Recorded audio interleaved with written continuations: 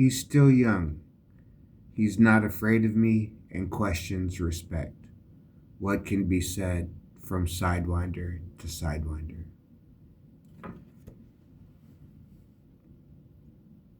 Some people grow up and they learn how to work in an apple orchard. Some people grow up and they learn how to work on a cabbage farm. Some people grow up and they learn how to raise ducks. Everybody grows up, you know. So, what do you do in life if you have difficulties with someone? I can only answer this from my perspective. I mean, I, but you have to realize my perspective. I always thought that I took other people into opinion when I was acting most of the time. There are times when I act very selfishly, but most of the time I believe that I take other people into account before I commit my actions. You know what I'm saying? That's why I very rarely do things, you know, particularly things out of place. You know what I'm saying? I'd rather take my time to think enough to not do anything wrong than to do nothing at all. Maybe that's why I don't own a multi-million dollar company, though, is because I think and wait and watch as most problems either are unsolvable at that time or they solve themselves in time. So, um, what do you do when you run into somebody, that's younger, stronger, aggressive, you know what I'm saying? And they don't know whether or not they even respect you, let alone whether or not they're going to just let you pass, you know what I'm saying? So, like I said, I have an obvious limp and I try not to hide it, and I've got a dead hand and I try not to hide it. But I don't know. Like I said, most of my life I've had run ins with bullies when I was younger. I've been hit, I've had my nose broke, I've been held down by three guys while one of them was choking me, you know what I'm saying? Like I've had that happen in elementary school. But the older I got, the less it happened. I think that's what happens among men is when we're kids, we haven't fully developed our strength, but at some point we realize I can hurt somebody, you know, then somebody can hurt me or somebody that I care about or strangers that don't deserve it, you know, however you go on to feel about that, you know, but you figure man is capable of destruction, including yourself, including self destruction. So you become aware of this, and some people spend the rest of their lives trying to figure out how to control this drive that they have. It's like the same anger that, you know, can be negatively explosive and poisonous, toxic, you know what I'm saying? The same negative anger that can be like that at the same time can make a man get up, go outside, and finish a project, you know, in 4 months. And it takes so many hours a day, and, you know, he still has other things to do, whereas some people never get it done. That could be anger that gets that man to do that thing. It could be the want to protect someone or the want to hurt someone that makes a man, you know, build his body to where it's obvious that you don't want to have to, like, you know, if this guy, I love when they're really big and they're super friendly and they try to intimidate you as a joke, you know, like could I really just intimidate somebody if I really, but you know, did it as in a clowning way, you know what I'm saying, where they really like however they just came about it or they dressed or they said something. It's like back in the day when the gangsters used to wear teddy bear t-shirts, you know what I'm saying?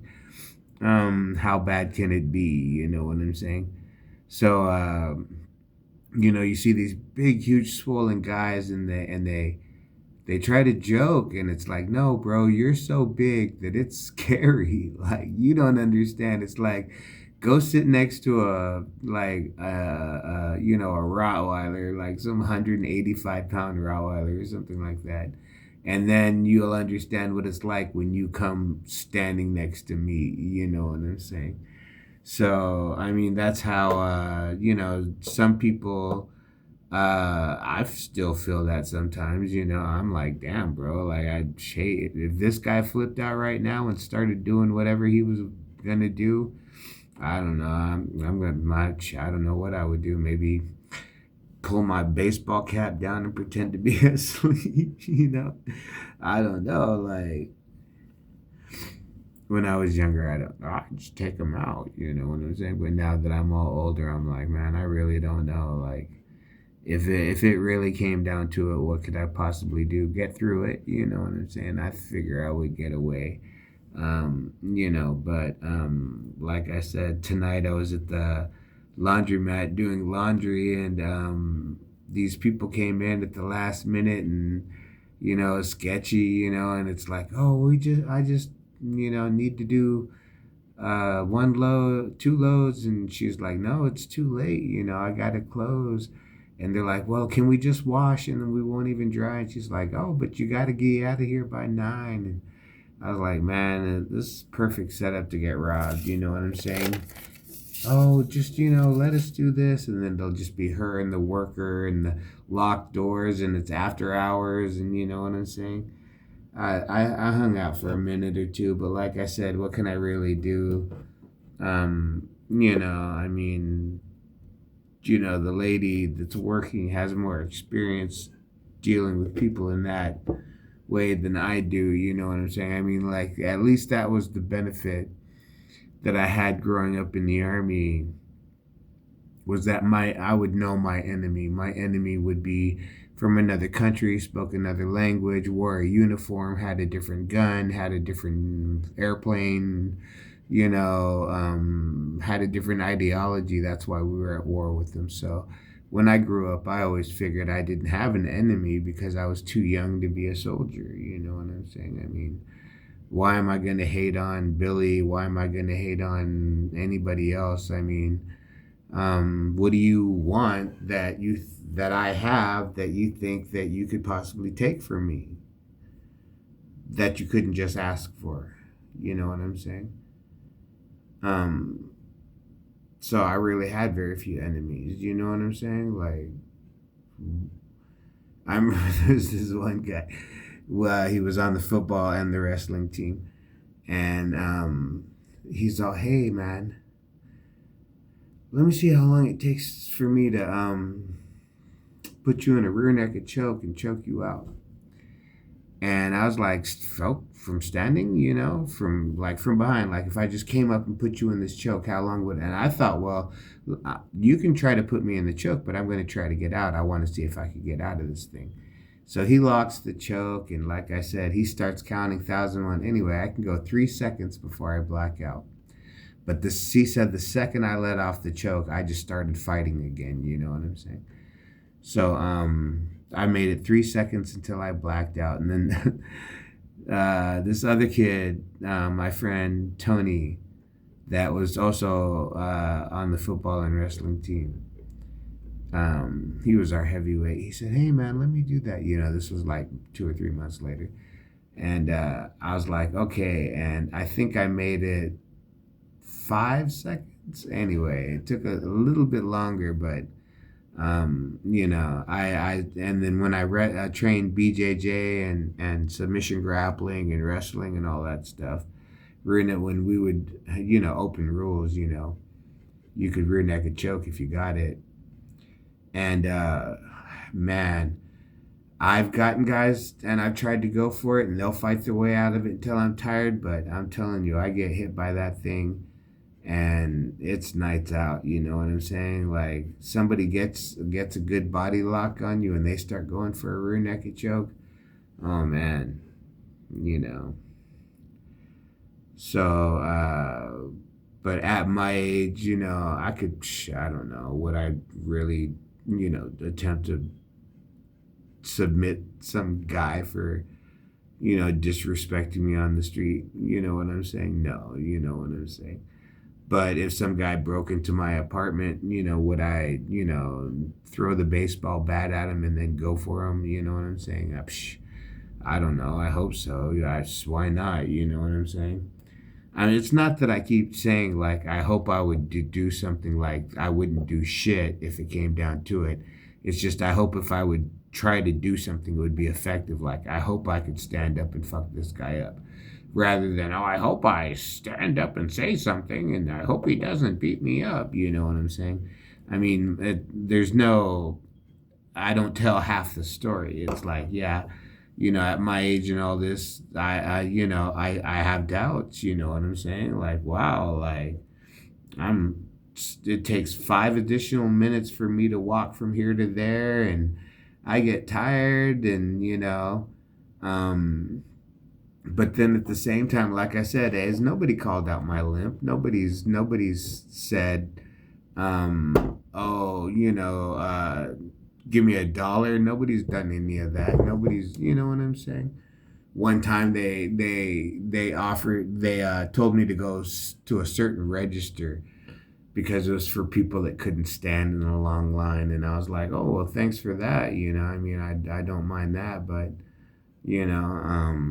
nobody's pointed out the fact that I can't, jump a fence and chase them half a mile down the block anymore. You know what I'm saying?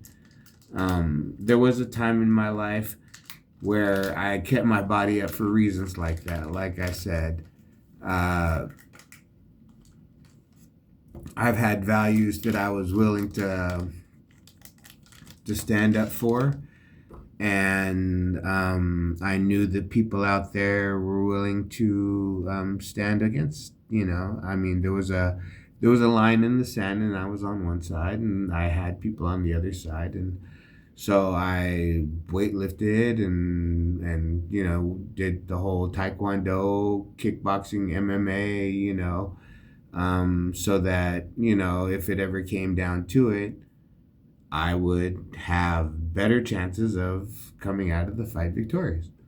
If you ever came and there was no way for me to possibly just talk my way, joke my way, even let you hit my shoulder as you walk past me disrespectfully, that does not bother me. But if it ever came down to it where I was like, you know what, like, I'm going to have to fight, then I wanted it to be as trained and efficient as possible. I didn't want it to be me. Like, before that, like when I was in the Army, I had played football and wrestled, and my dad taught me how to throw an overhand, a right overhand, and I'd learned like a left hook.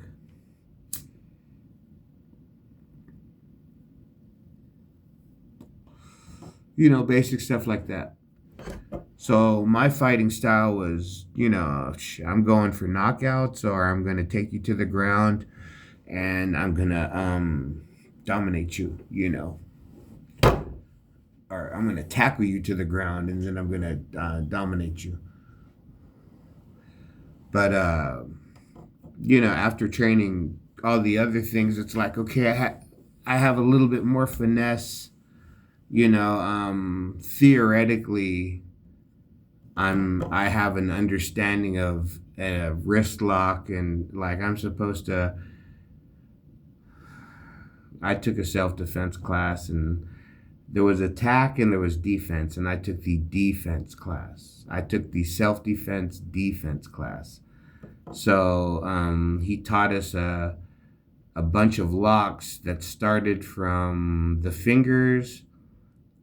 He taught us a couple of, like a thumb lock, fingers, thumb lock that went to a wrist lock, that went to a elbow lock, that went to a shoulder lock. And it was like 12 to 14 locks or something like that. And we would do it in one flow. It was like a handshake almost, you know what I'm saying? And I forgot, like I can't remember half those. I mean, I can't remember how to do the locks anymore. But at one point, like I had the capability, I had the technical understanding of how to put you in a standing wrist lock. Like if you grab me or if you tried to hit me and I got a hold of your arm, rather than have to hit you or even take you to the ground, I was at the point where I was supposed to be able to just put you in a standing wrist lock. You know what I'm saying? So that's where I was at a certain point. And at that point, I weighed 190 pounds and I was 162 of it was muscle. I was like 30 pounds of fat, you know. And but I looked like a beast, and I wore Dickies and Dickie shorts and double extra large t-shirts, and usually had a bald head. And yeah, I was going to school to get into the x-ray program, and I was going to school and I took this self-defense class taught by a guy that teaches for, he used to, you know, he was a fighter at one point and he was still fighting. But he taught classes for the local police. He taught classes for the military. So he was, you know, legit, you know, and he didn't teach us weird stuff like, oh, this will never make sense. But I remember at one point, I had already been training jujitsu and stuff like that. That's why, but I took the self-defense class because I just wanted to learn more, you know. So I'd only been training like 6 months, 8 months. I only trained like a year in MMA because I got hurt so bad I'd have to take 2 months off of the time. And they re-broke my nose, they dislocated my elbow, you know, so I'd be out for 2 months and I was like, bro, I can't keep training like this, you know what I'm saying?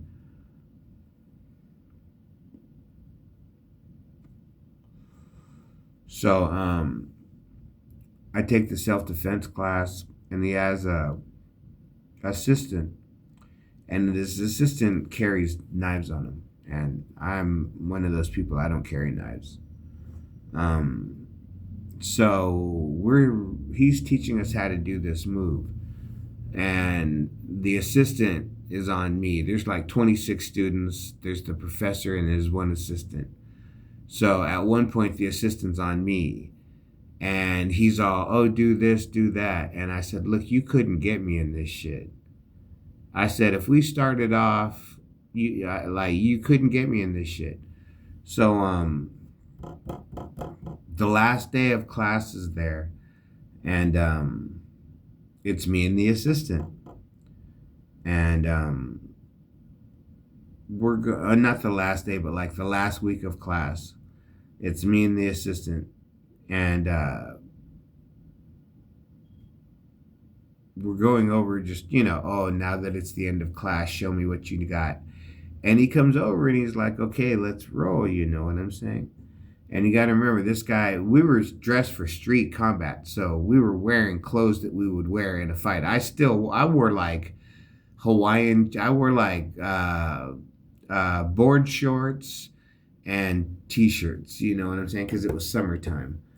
And I figured, fuck it, you know, I'll wear board shorts and t-shirts, you know what I'm saying?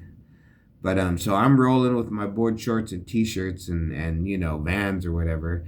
And this guy's got on jeans, a pair of heavy boots, and like 6 knives. Tucked in his belt, tucked in his pocket, tucked in his, you know, secret pocket, tucked all over the place, tucked in his boots. So anyway, we're rolling, and he intentionally he says, start from this position. And I was like, bro, you wouldn't get me in this position. Anyway, so we start from the position that I told him he wouldn't get me in anyway. I get out of the position. Not only do I get out of the position, I pull one of his blades off of him, open it, check how sharp it is, flick it all the way. This is while I'm pinning him to the ground, you know what I'm saying? And then the professor says, hey, stop. Everybody stop. And I was like, bro, I told him, I said, before you stand up, realize I've got your blade. You know what I'm saying?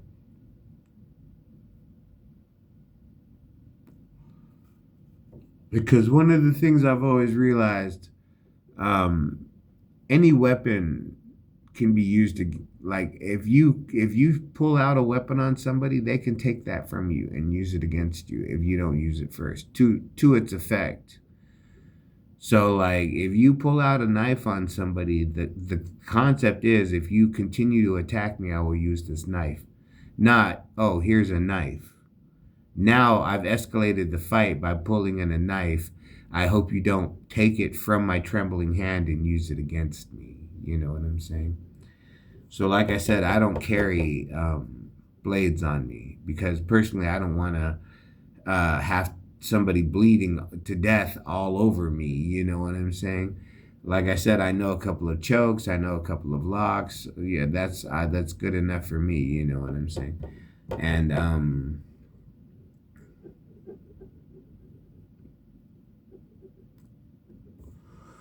like I said, I haven't had to use them.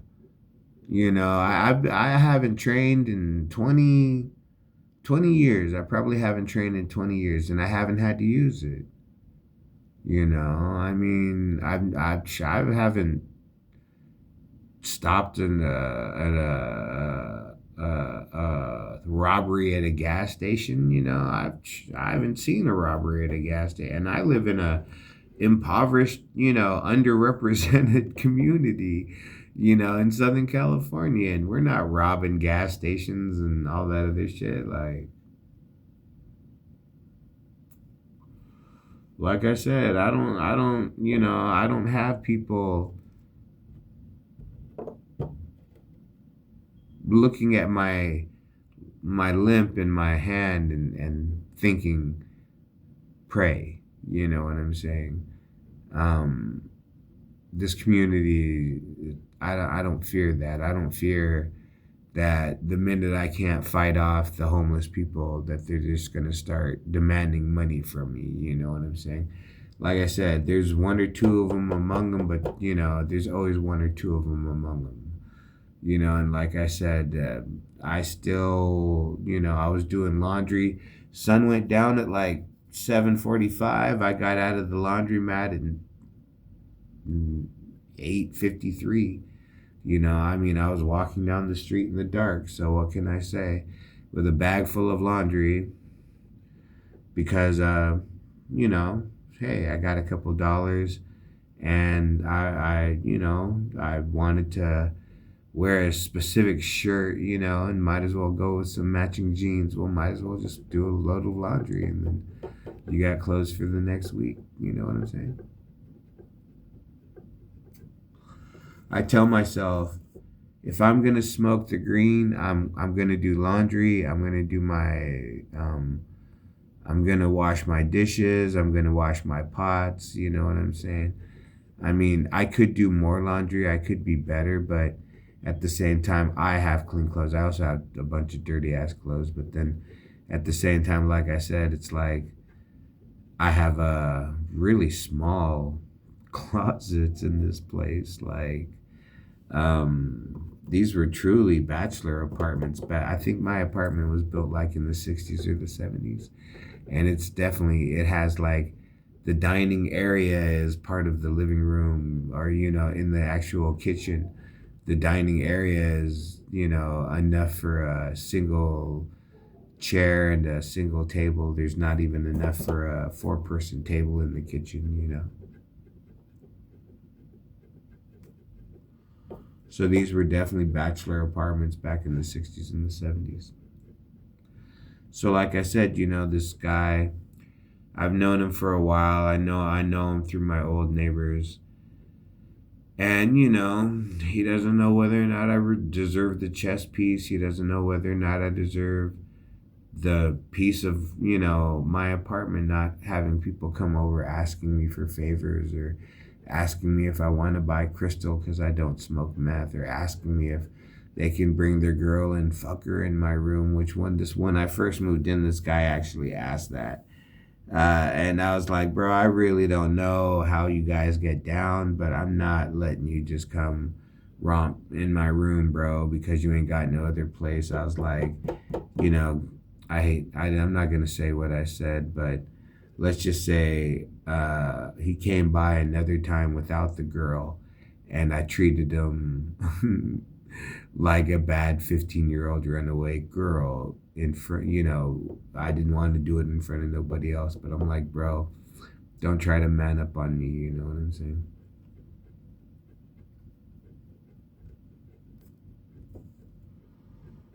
It's like, I've been places where people show up at 11:30 at night, don't leave till 3 o'clock in the morning. Don't, you know what I'm saying? That's not what I wanted from my place. I wanted peace. I wanted quiet. I wanted a place where I could sit and try to mature some of this thought that I've had. Like I said, when I was younger, uh, it's like a river. It's a river that rolls through this unknown country, and but you're on the river. You can see the country, but you're on the river, and then you question so many things. And then when you finally get to the banks of the river's edge and you go on the land, then you can chase the mango, then you can see the peacocks, then you can, you know what I'm saying, all this other stuff. But you spend most of your life on a river. That's how I live my life. I feel like I live my life on the river, you know.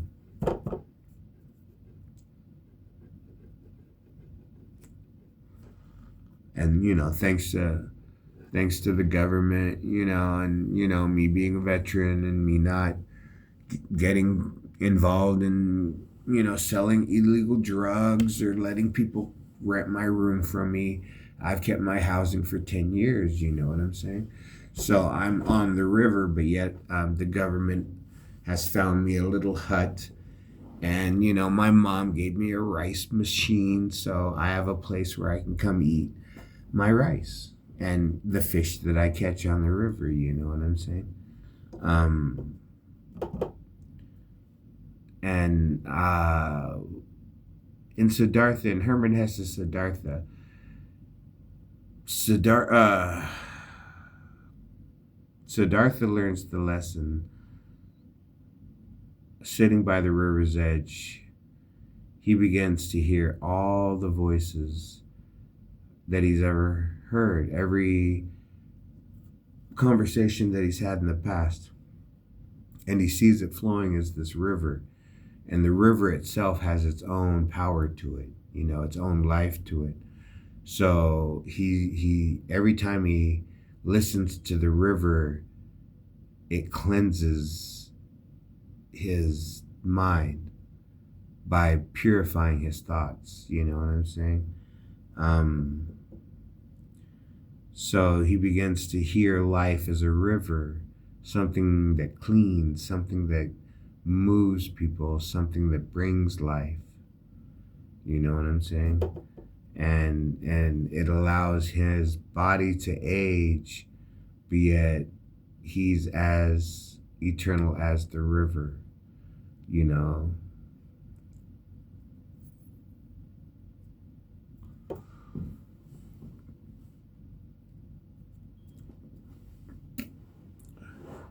So that's how he finally finds his peace. He feels the power of the river, and he knows that his body's the life of the body will one day end. The river may even one day stop flowing, but the life of this body will end and life will continue on, and whether or not we come back into this play or we get introduced to a whole new thing, I don't know, but the sun will rise tomorrow. The river will flow. The bakeries are going to open, the cafes, the diners, the supermarkets, the malls, everything. It's just going to keep on rolling. So what do you get out of today? I don't know. Maybe, like I said, I grew up in a house where we didn't speak our minds to each other that much. So we always kept our thoughts secret. And then, 20 years later, someone would say, I thought this when we were this age or something. I thought this. And you think, yeah, and you've been carrying that thought your whole life silently by yourself. And at this point, is that who you are? You know? In Buddhism, there's a story that an enlightened Buddha, in which we are all possible Buddha. The enlightened Buddha would have 7 jewels within his body. And would that not be one of them? A thought that you've kept private for 30 years that brought you light in the dark, that brought you joy in the rain, that brought you warmth in the cold. Would that not be a jewel?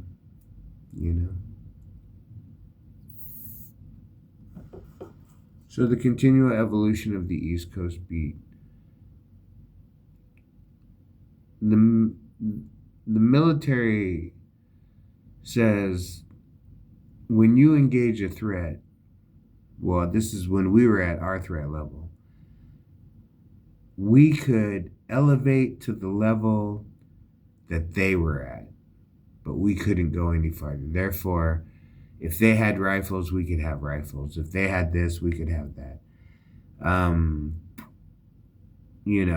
If they were just chilling in their robes and, sitting on the side of the road, you couldn't stop them and interrogate them, but that wasn't even my job, But that was what they told us. If you have a weapon and they have a weapon, you can only meet their level of aggression. You can't surpass it. So we couldn't raise rifles and fire, not even a warning shot. You know what I'm saying? So